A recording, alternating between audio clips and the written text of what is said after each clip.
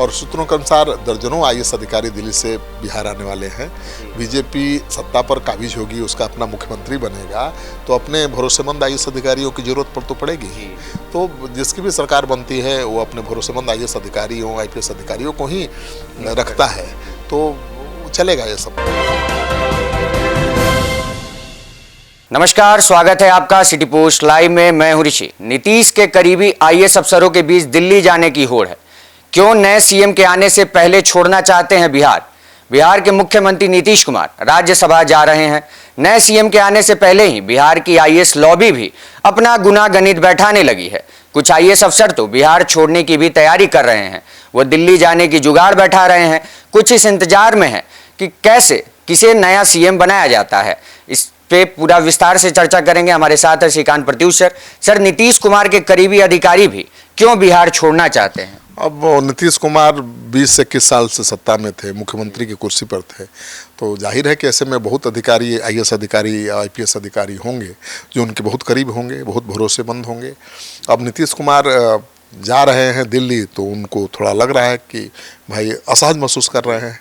नीतीश के करीब रहे आईएएस अफसर अब सत्ता बदलते हुए देखकर वो खुद बिहार छोड़ना चाहते हैं। तो राज्य या केंद्रीय प्रतिनियुक्ति में जाने के लिए केंद्र सरकार के अधिकारियों की, मंत्रियों की परिक्रमा लगाना शुरू कर दिया है। डॉक्टर बी राजेंद्र हैं, 1995 बैच के आईएएस अधिकारी हैं, सामान्य प्रशासन विभाग के प्रधान हैं, सचिव हैं, और इसके अलावा शिक्षा विभाग की जिम्मेदारी भी संभाल रहे हैं। तो सामान्य प्रशासन विभाग में 28 मार्च 2022 से तैनात हैं। इनके पास बीपाड डीजी, बिहार प्रशासनिक सुधार मिशन सोसाइटी और जन शिकायत सचिव जैसे अहम जिम्मेवारी भी है। बी राजेंद्र मूल रूप से तेलंगाना के हैं। केंद्र सरकार ने इन्हें सेक्रेटरी लेवल में इम्पैनल किया है।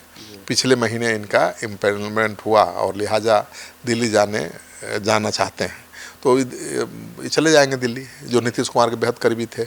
अब दूसरे नीतीश कुमार के करीबी अधिकारी हैं डॉक्टर गोपाल सिंह, 2003 बैच के वन सेवा के अधिकारी हैं।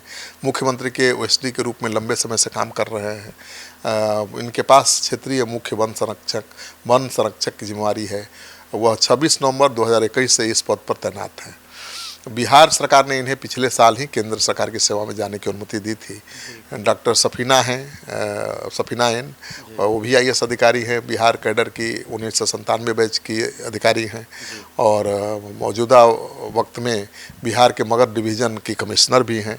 बीपाड गया के अपर महानिदेशक का एडिशनल चार्ज भी उनके पास है।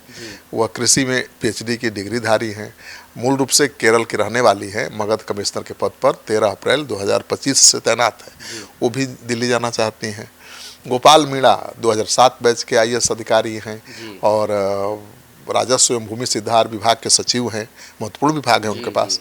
31 मई 2025 से सचिव के पद पर तैनात हैं। सरकार ने इन्हें सामान्य प्रशासन विभाग के जांच आयुक्त का एडिशनल चार्ज भी सौंप रखा है। मूल रूप से राजस्थान के रहने वाले हैं। कंप्यूटर साइंस से मास्टर डिग्री की है। और डॉक्टर प्रतिमा एस वर्मा, जो 2002 बैच की आईएएस अधिकारी हैं, science technology and technical education विभाग के सचिव भी हैं। सरकार ने इन्हें दिल्ली निवास में भी तैनात कर रखा है। 31 अगस्त 2024 को इन्हें मौजूदा पद पर तैनात किया गया था। मूल रूप से कर्नाटक की हैं, मेडिसिन से एमबीबीएस भी हैं, और ये भी अब बिहार में नहीं रहना चाहती हैं। ये भी दिल्ली जाना चाहती। सब दिल्ली जाने की होड़ मच गई है नीतीश कुमार के करीबी आईएएस अधिकारियों के बीच।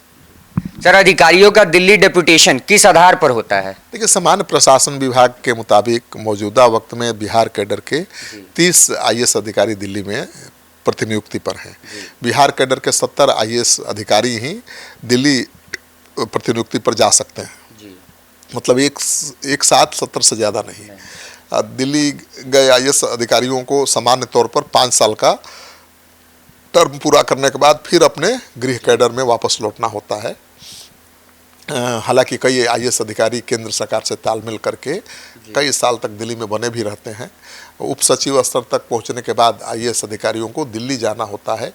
यदि इस स्तर में नहीं जाते हैं तो बाद में जाने के लिए हाई लेवल के जुगाड़ की ज़रूरत पड़ती है। तो सेक्रेटरी लेवल में जुड़ने के बाद परिस्थितियां बिल्कुल बदल जाती हैं। तो आईएएस अधिकारी जो नीतीश कुमार के बहुत बेहद करीबी थे, अब उनके दिल्ली जाने से असहज महसूस कर रहे हैं। वो भी चाहते हैं कि वो दिल्ली चले जाए, कहीं दूसरी सरकार के निशाने पर ना आ जाए, भी हो सकता है कारण। तो अधिकारी, देखिए कोई भी अधिकारी बिना सरकार के समर्थन के, सहयोग के अपना काम नहीं कर सकता, चाहे वो कितना भी बड़ा अधिकारी हो।